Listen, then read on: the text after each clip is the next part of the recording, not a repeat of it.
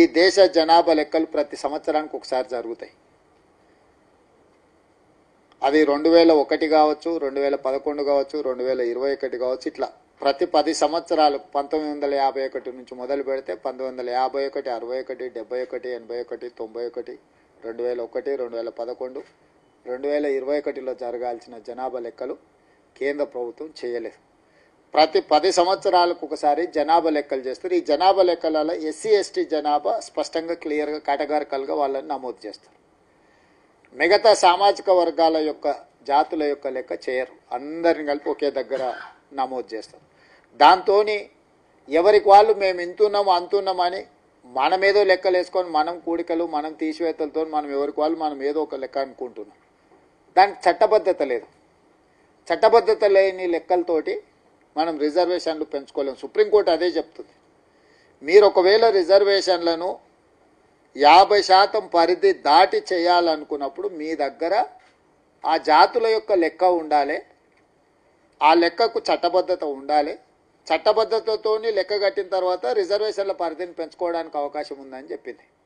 రిజర్వేషన్లు 50% అసలు దాన్ని మించొద్దు అనేది కాదు ప్రాతిపదిక. మీ దగ్గర లెక్కనే లేదు. లెక్క లేనప్పుడు ఎట్లా పెంచుతారా అనేది చర్చ. అందుకే రిజర్వేషన్లను పెంచాలంటే ముందు జాతుల లెక్క తేలాలి. ఇది గుడ్డు ముందా కోడి ముందా లాంటిది. ఈ జనాభా లెక్క తేలితే రిజర్వేషన్లు పెంచుకోవడానికి వస్తుంది. రిజర్వేషన్లు పెంచాలంటే జనాభా లెక్క తేలాలి. ఈ గజిబిజిలో దీన్ని దీన్ని ఇది అడిగితే అది చెప్పి అది అడిగితే ఇది చెప్పి ఇప్పటి వరకు ప్రభుత్వాలు కానీ పాలకులు కానీ రకరకాల పరిస్థితులు. సరే, నేను ఎవరిని తప్పుపట్టలే, ఎవరి గురించి మనం అనవసరమైన చర్చ చేయడం అనవసరం. రాహుల్ గాంధీ గారు ఒక నిర్ణయం చేసి ఇది చేయాలన్నాడు. వారు తెలంగాణలో పాదయాత్ర చేసిన సందర్భంగా దాదాపుగా 400 కిలోమీటర్లు, మొత్తం జాతీయ స్థాయిలో కన్యాకుమారి నుంచి కశ్మీర్ వరకు 4000 కిలోమీటర్లు 150 రోజుల్లో పాదయాత్ర చేసినప్పుడు 22-23 రోజులు తెలంగాణ రాష్ట్రంలో చేసిన దాదాపుగా 400 రోజులు మక్తల్లో కృష్ణానది దాటుకుంటూ మహారాష్ట్రకి వారు పాదయాత్ర చేసుకుంటూ హైదరాబాద్ చార్మినార్ దగ్గర ప్రతి సందర్భంలో మాకు రాష్ట్రంలో అధికారం ఇవ్వండి, మేము కులగణన చేసి జనగణన కులగణన చేసి తీరుతామని రాహుల్ గాంధీ గారు మాట చెప్పారు. అదే మాటతోనే మీరందరూ కలిసి కాంగ్రెస్ పార్టీని తెలంగాణ రాష్ట్రంలో అధికారంలోకి తీసుకొచ్చారు. మీ అందరి సహకారం ఉండబట్టే ఈరోజు ప్రజాపాలన ఈ ప్రభుత్వం ఏర్పడ్డది. మరి మీ సహకారం ఉండి ఏర్పడ్డ ప్రభుత్వం మీకు ఇచ్చిన మాట నిలబెట్టుకోవడానికి మొదటి సంవత్సరంలోనే సంపూర్ణంగా ప్రయత్నం చేసింది. ఫిబ్రవరి 4, 2024 నాడు మొట్టమొదట శాసనసభలో తీర్మానాన్ని ప్రవేశపెట్టి అక్కడి నుంచి ప్రక్రియ మొదలుపెట్టింది.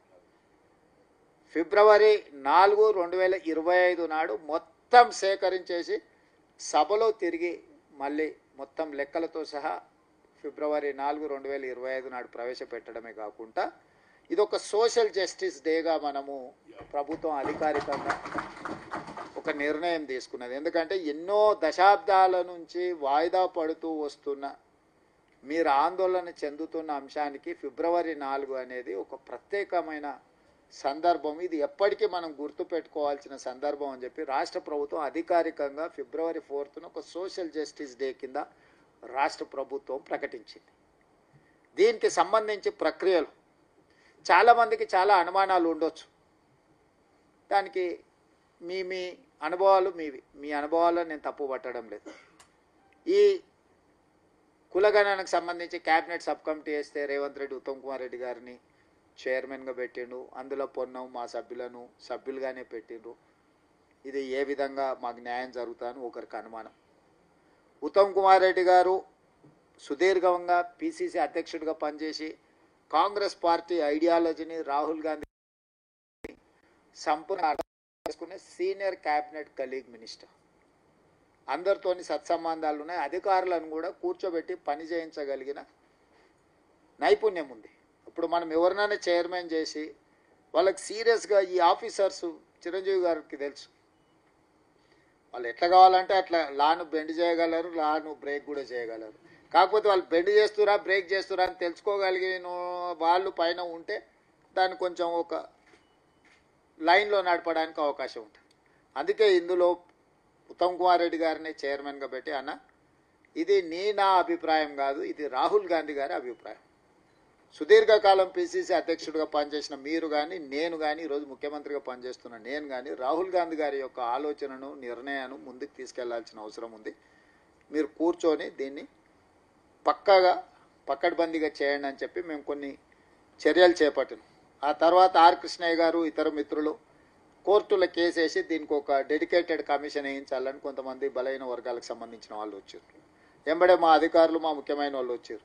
సార్ దాంట్లో ఆర్డర్లో పెద్ద విషయం లేదు, మనం కంటెస్ట్ చేస్తే దాన్ని కొట్టేయచ్చు అని. కూర్చోండి అని టీ తెప్పించి అడిగిన, ఎందుకు కొట్టేపియాలని అడిగిన.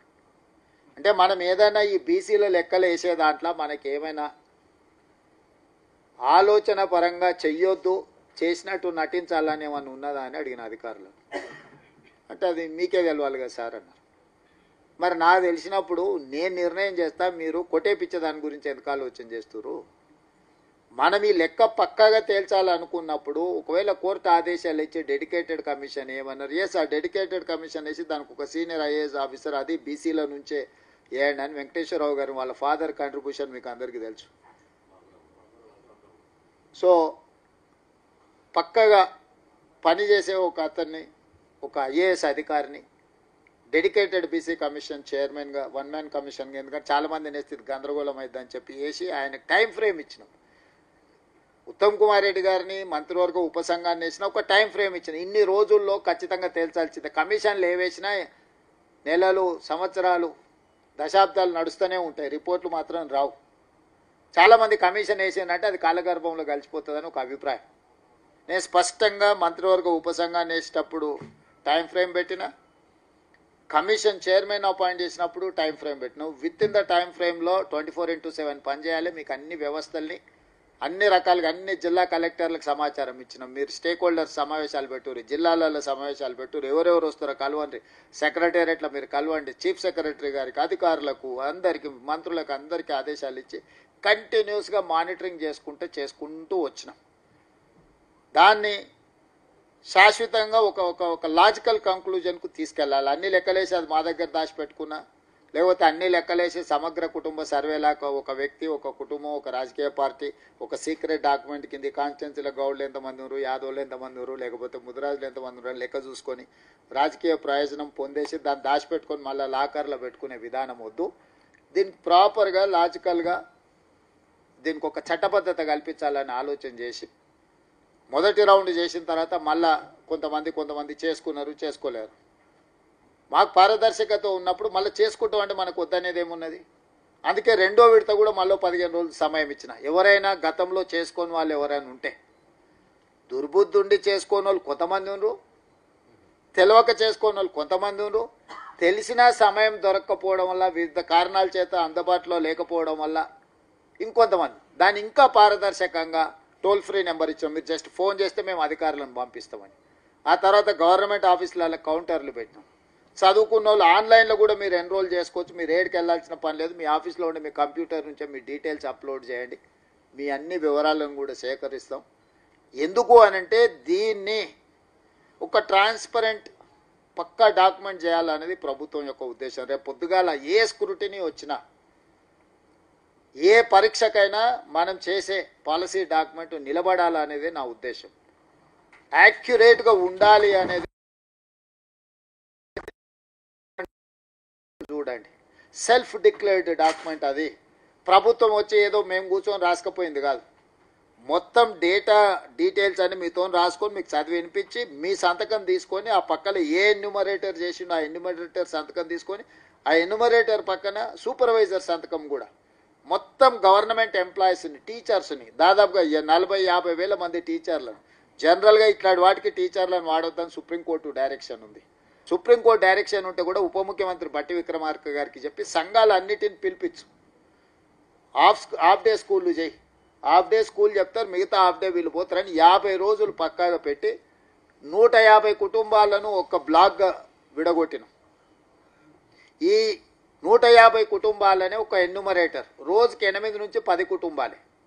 50 రోజులు ఇవాళ పోతే మనం 8 కుటుంబాలు అని పోతే 4 కుటుంబాలు ఉంటే 4 కుటుంబాలు లేవు అనుకో, వదలకుండా 50 రోజులు టైం ఇచ్చినాం. పోయి ఇల్లు కూర్చొని ఫస్ట్ ఇంటికి స్టిక్కర్ లేపించినాం, ఫస్ట్ ఇండ్లను ఐడెంటిఫై చేసినాం. ఇండ్ల నమోదు తర్వాత వ్యక్తుల నమోదు చేయించడం. వ్యక్తుల నమోదులో సెల్ఫ్ డిక్లేర్డ్ డేటా నేను ఎందుకు పదే పదే నేను ఉత్తమ్ కుమార్ రెడ్డి గారు 100% యాక్యురేట్ డాటా అని ఎందుకు చెప్పినామంటే ఏ కూడా ఏదైనా అబద్ధం చెప్తాడు కానీ కుల అబద్ధం చెప్పడు. ఎందుకంటే ఇది బలహీన వర్గాలకు లబ్ధి చేకూర్చేది. తప్పు ఎక్కడొస్తుంది? ఎవరైనా ఓసీలు ఉన్నాడు బీసీ చెప్పుకుంటాడు ఏమన్నా లాభం వస్తుంది ఏమన్నా ఆశతో, కానీ బీసీలు ఉన్నాడు ఓసీ అని చెప్పుకుంటాడా? నష్టం వాళ్ళకే కదా. అందుకే నేనేమన్నా ఇది పర్ఫెక్ట్ యాక్యురేట్ డేటా. దీన్ని మీరు అనుమానాలు రాజకీయ పార్టీలు అనుమానం వ్యక్తం చేస్తే పర్లేదు, ఎందుకంటే ఇంత పర్ఫెక్ట్ డేటా రేవంత్ రెడ్డి చేస్తే రేపు చరిత్రలో రేవంత్ రెడ్డి ఉంటాడు. 10 ఏళ్ళు మేము ఉన్నా చేయలేదు, ఓ మంచి పని 10 నెలలనే ఆయన చేస్తే ఆయనకు మంచి పేరు వస్తుంది అనుకున్నప్పుడు ఎవరికైనా నా రాజకీయ ప్రత్యర్థులకు అట్లాంటి ఆలోచన ఉంటుంది, తప్పలేదు. నేను వాళ్ళని తప్పు పట్టను. వాళ్ళు అదే విధానంలో ఇప్పటివరకు ముందుకు వచ్చారు, ఇప్పుడు కూడా అట్లనే ఉంటారు. కానీ నిజంగా మీకోసం మనసు పెట్టి చాలా పర్ఫెక్ట్గా డాక్యుమెంట్ చేయాలని ఆలోచన. ఎందుకంటే ఈ దేశము ఏ రాష్ట్రంలో ఎవరు చేయాలన్నా తెలంగాణకు వచ్చి నేర్చుకొని పోయే విధంగా ఉండాలనేది నా ఆలోచన. ఎవరైనా రేపు పొద్దుగాల ఏ రాష్ట్రంలో ఏ ముఖ్యమంత్రి అయినా ఏ రాజకీయ పార్టీ అయినా రేపు ఈ లెక్కలు తేల్చాలంటే ఎవరైనా పర్ఫెక్ట్ డాక్యుమెంట్ చేసిందంటే తెలంగాణలో ఎవరు చేసిందంటే రేవంత్ రెడ్డి. చరిత్రలో చిరస్థాయిగా పార్టీ రాహుల్ గాంధీ మా ప్రయత్నంలో ఉన్న అందరం మేము చరిత్రలో నిలిచిపోవాలనేది ఇది ఒక డాక్యుమెంట్ కింద. ఇవాళ కాన్స్టిట్యూషన్ డాక్టర్ బాబాసాహెబ్ అంబేద్కర్ గారు రాసిండ్రు. రాసినప్పుడు వారు కూడా ఊహించకుండొచ్చు ప్రపంచంలో వారికి ఇంత గొప్ప కీర్తి వస్తుంది రాజ్యాంగం రచించడం వల్ల అని. ఆ రోజు అందులో సభ్యులు కానీ అందులో ఉన్నవాళ్ళు ఇంత గొప్ప కీర్తి వస్తుందని ఆ రోజు ఊహించకుండా పోయి ఉండొచ్చు. కానీ కాలక్రమేణా వారి యొక్క కీర్తి పెరుగుతూనే వచ్చింది, ఎక్కడైనా తగ్గిందా? 30 ఏళ్ల కింద అంబేద్కర్ గారి గురించి కొంతమంది మాట్లాడితే ఆ తర్వాత ఈరోజు ప్రతి ఒక్కరు అంబేద్కర్ గారిని కీర్తించాల్సిన పరిస్థితి వచ్చింది. ఎందుకు? వారు రచించిన రాజ్యాంగం అనేది అంత గొప్పది. అంత గొప్ప అవకాశం కాంగ్రెస్ పార్టీ అంబేద్కర్ గారికి ఇచ్చింది. ఈరోజు ఈ పాలసీ డాక్యుమెంట్ కూడా కాంగ్రెస్ పార్టీ నాకు, ఉత్తమ్ కుమార్ రెడ్డి గారికి, పొన్నం గారికి, లేకపోతే మహేష్ గౌడ్ గారికి, మాకందరికి ఒక అవకాశం ఇచ్చింది. ఈరోజు ఈ ప్రాసెస్లో మేమందరం భాగస్వాములు. ఇవాళ ఈరోజు ఇది అంత పెద్ద చర్చ జరగకపోవచ్చు, కానీ పొయ్యే కొద్దీ వివిధ రాష్ట్రాలు దీన్ని అనుకరించాల్సి వచ్చిన ప్రతి సందర్భంలో ఈ ప్రాసెస్లో ఎవరు భాగస్వాములు, ఈ ప్రాసెస్ని ఇంత పర్ఫెక్ట్గా చేసిన వాళ్ళు ఎవరు అనేది రేపు చరిత్రలో ఎప్పటికీ ఉండిపోయేది. ఒక మైల్ స్టోన్ ఇది. అందుకే మేము ఇంత పర్ఫెక్ట్గా ఎక్కడ చిన్న వివాదం లేకుండా ఎవరితోనే అనవసరమైన వాదనలకు పోకుండా నేను దీన్ని ఒక పర్ఫెక్ట్ లాజికల్ డాక్యుమెంట్ కింద తీసుకొచ్చిన. దీన్ని నా బీసీ సోదరులను అర్థం చేసుకోమని చెప్తున్నా. ఇందులో తప్పు మీరు ఉంది అని అన్నారంటే మీకు మీరే తీరని నష్టం చేసుకున్నట్టు. ఇంతకంటే బెస్ట్ ప్రాసెస్ లేదు అడాప్ట్ చేసుకోవడానికి, అమలు చేయడానికి. The best process we have adopted, the best mechanism. Government of Telangana entire మెకానిజాన్ని 94,500 ఆపరేటర్లు, 9,000 మంది సూపర్వైజర్లు, 75,000 మంది డేటా ఎంట్రీ ఆపరేటర్లు, ఎవరైతే ఎన్యూమరేట్ చేసుకొచ్చినో 150 కూర్చొని అతనే ఈ 150 సంబంధించిన డేటా ఎవడో రాసుకొస్తే ఎవరికొస్తే ఎవడో చెప్తే వాడు రాసుకొచ్చింది ఒకటి, వీడు చదివినిపించేది ఒకటి అయింది, వాడు కంప్యూటర్ కొట్టేటోడు 3వ రకం చేసినట్టు ఏ లెక్క ఎవరికి దొరకదు. సమగ్ర కుటుంబ సభ్య దీని ఉదాహరణ చెప్తాయి. ఎస్సీ కులాలు ఉపకులాలు 59. సమగ్ర కుటుంబ సర్వే ప్రకారం 82 కులాలు తేలింది. ఏడికెళ్ళి తేవాలి 82? మోచి అని ఉందనుకో, ఒకటి MO CHI రాసిండు, ఒకటి MU CHI రాసిండు. వాడు దాని ఒక కులం కింద తీసిండు, దీని ఒక కులం కింద రాసిండు.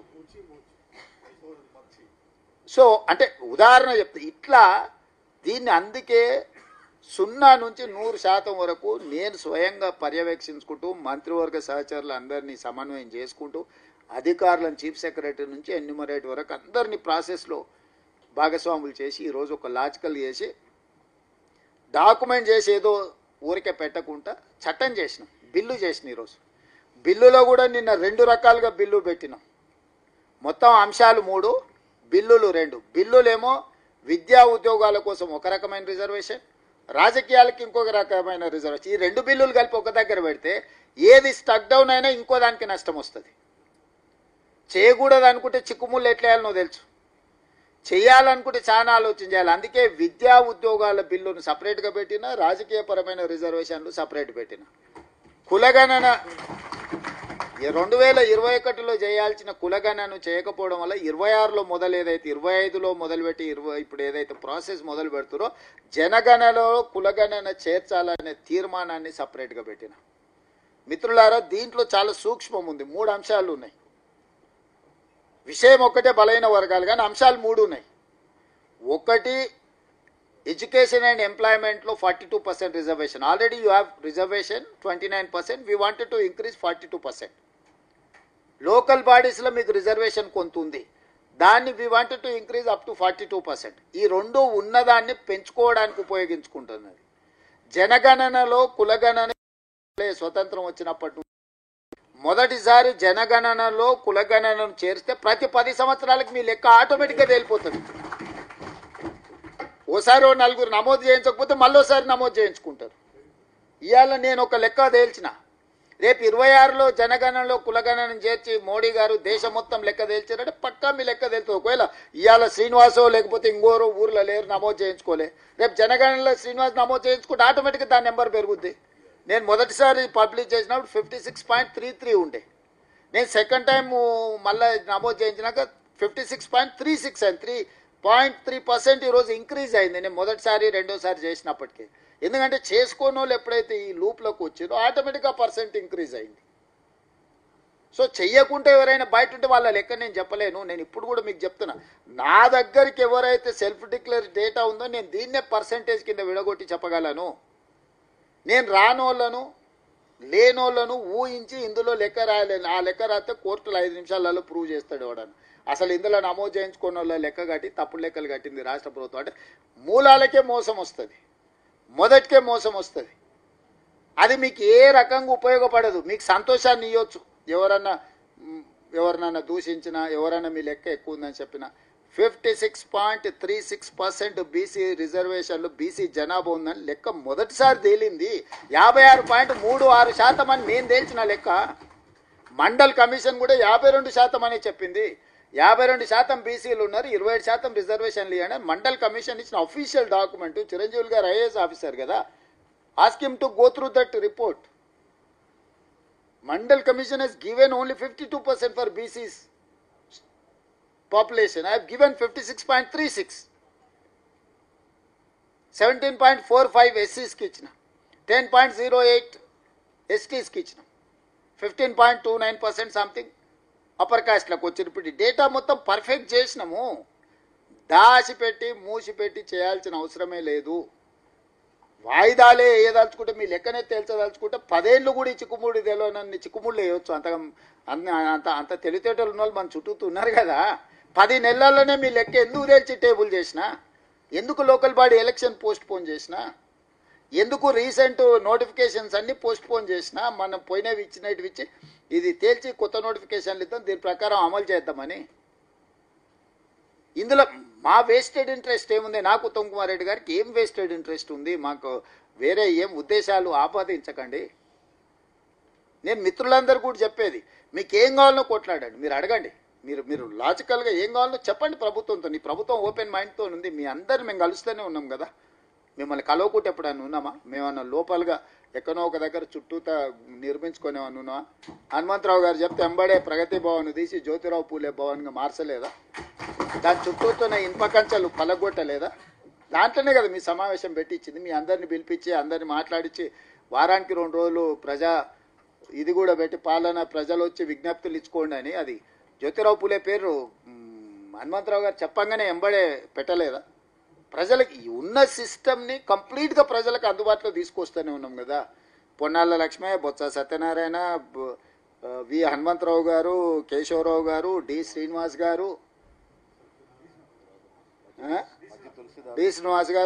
మన దాంట్లోకి వెళ్ళి ఇప్పుడు మహేష్ గౌడ్ గారు ఉన్న హైయెస్ట్ అధ్యక్షులు ఎవరైనా మీరే అయినరు కదా.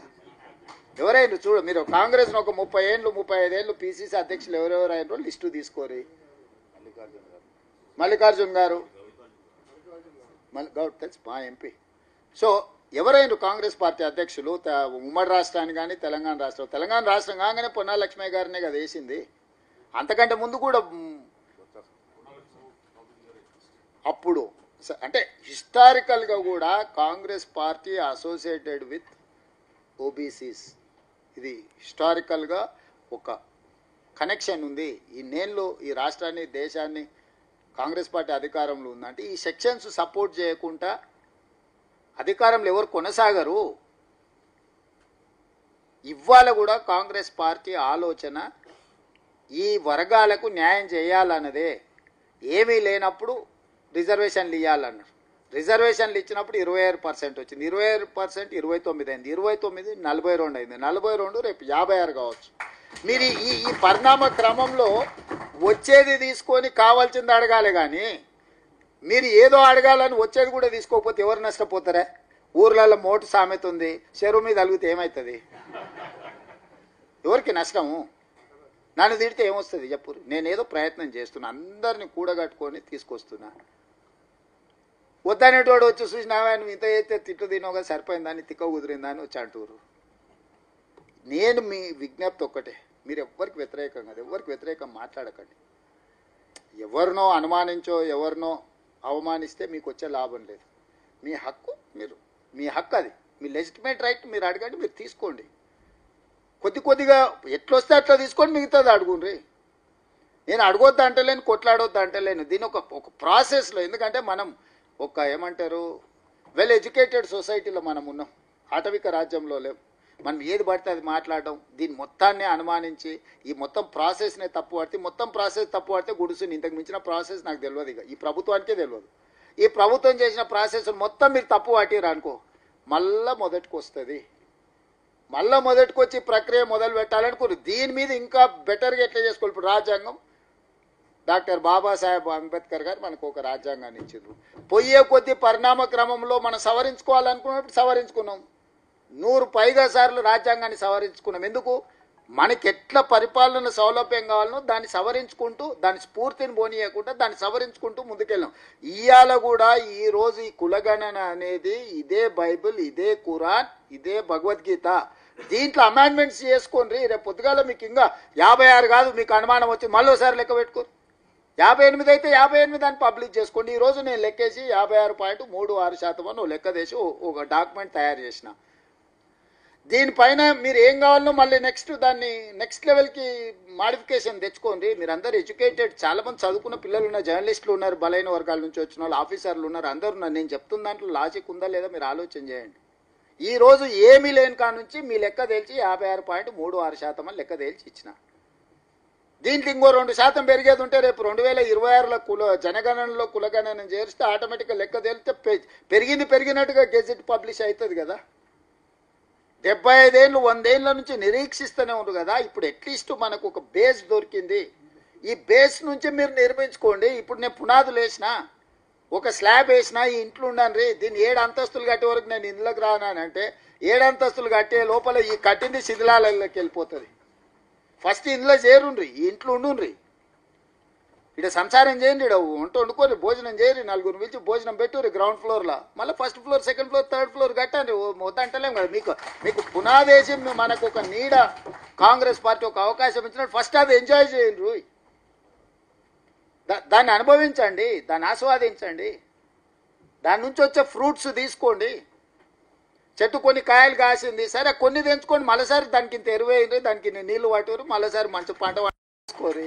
మేము దీన్ని ఎండబెట్టాం, దీనికి నీళ్లు లేవు, దీనికి ఎరువు లేదు, ఏంది లేదు, కాసిన కాయలు కూడా తెంచుకోయింది, బాగా కాసినప్పుడే తెంచుకుంటాం అంటే ఎవరికి నష్టం మిత్రులారా? మీరు అట విజ్ఞతతో ఆలోచన చేయండి. మాకెవ్వరికి రాంగ్ ఇంటెన్షన్స్ లేవు. ఎందుకు లేవు అంటే రాహుల్ గాంధీ గారి కమిట్మెంట్ ఇది. ఈ కమిట్మెంట్ రాహుల్ గాంధీ గారిది. ఆ కమిట్మెంట్ను ఫుల్ఫిల్ చేయడమే నా బాధ్యత, ఉత్తమ్ కుమార్ రెడ్డి గారి బాధ్యత, పొన్నం గారి బాధ్యత, మహేష్ గౌడ్ గారి బాధ్యత, హనుమంతన్న బాధ్యత. ఆ పార్టీ, ఆ నాయకుడు ఇచ్చిన మాటను అమలు చేయడమే మేము బాధ్యతగా ఫీల్ అవుతున్నారు. అదే మా గౌరవం. ఇది చేయడం వల్ల మా గౌరవం పెరుగుతుంది. దీన్ని పర్ఫెక్ట్ చేయడం వల్ల మా పనితనము 10 మందికి తెలుస్తారా, వీళ్ళు పర్ఫెక్ట్ చేసిందా. ఈ సిస్టమ్ని మీరు క్వశ్చన్ చేయకండి. దీంట్లో ఇంకా ఏమైనా పెరుగుతుందా, పెంచుకోండి. దీంట్లో అల్టిమేట్గా 56.36 ఉండరా, లేకపోతే ఇంకేమైనా ఎక్కువ ఉన్నారా, ఇంకేమైనా ఉన్నారా? మీరు లెక్కగట్టి రేపు జనగణనలో కులగణన చేర్చారంటే ఆటోమేటిక్గా పెరుగుతుంది కదా.